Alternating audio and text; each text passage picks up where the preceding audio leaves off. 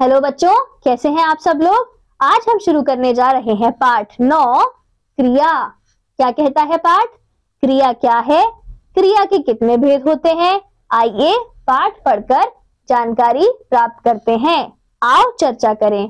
क्रिया कौन कौन सी होती है, हमारे जीवन में क्रिया कैसे प्रयोग में आती है, मित्रों से चर्चा कीजिए।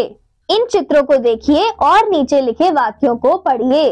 गौतम तैर रहा है, वर्षा हो रही है, दादाजी कुर्सी पर बैठे हैं, कोयल गा रही है।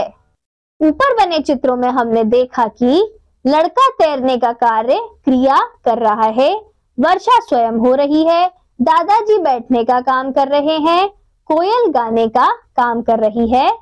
इन सभी वाक्यों में कोई ना कोई काम हो रहा है। व्याकरण में काम करने को ही क्रिया कहते हैं।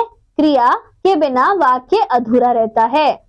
जिस शब्द से किसी काम के करने या होने का पता चले उसे क्रिया कहते हैं। काम या तो किया जाता है या प्रकृति में स्वतः होता रहता है। जैसे वह गीत गाता है, क्रिया का करना, वर्षा हो रही है, क्रिया का होना।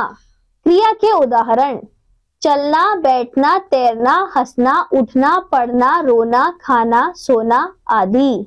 सोना, तैरना, लिखना आदि। क्रिया के मूल रूप को धातु कहते हैं, जैसे जा, पढ़, लिख, खा। इसमें प्रत्यय जोड़कर क्रिया रूप बनाए जाते हैं, जैसे जाना, पढ़ना, लिखना, खाना। मुख्य रूप से क्रिया के दो भेद होते हैं। क्रिया के भेद: अकर्मक क्रिया, सकर्मक क्रिया। अकर्मक क्रिया: अ रहित, कर्मक अर्थात कर्म के बिना क्रिया, अर्थात जिस क्रिया को कर्म की आवश्यकता नहीं होती वह अकर्मक क्रिया होती है। जैसे गीता हंस रही है, मोर नाच रहा है, बच्चा रो रहा है।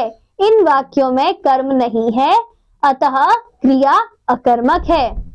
सकर्मक क्रिया: स सहित कर्मक अर्थात कर्म के साथ क्रिया। जिस क्रिया के साथ कर्म पाया जाता है उसे सकर्मक क्रिया कहते हैं। जैसे मैं पत्र लिख रहा हूँ, पत्र कर्म। मनोरमा पुस्तक पढ़ रही है, पुस्तक कर्म। बंदर केले खा रहे हैं, केले कर्म। कई बार एक क्रिया के साथ दो कर्म आ जाते हैं। जैसे मैं राम को पत्र लिखूंगा, राम और पत्र दो कर्म। ऐसी क्रिया को द्विकर्मक क्रिया कहते हैं। पाठ पढ़कर हमने सीखा, किसी काम के करने या होने को क्रिया कहते हैं। कई क्रियाएं स्वयं होती रहती हैं। क्रिया के मुख्य रूप से दो भेद होते हैं, अकर्मक और सकर्मक। जिस क्रिया के साथ दो कर्म हो उसे द्विकर्मक क्रिया कहते हैं। धन्यवाद बच्चों, अब हम मिलेंगे अगली कक्षा में।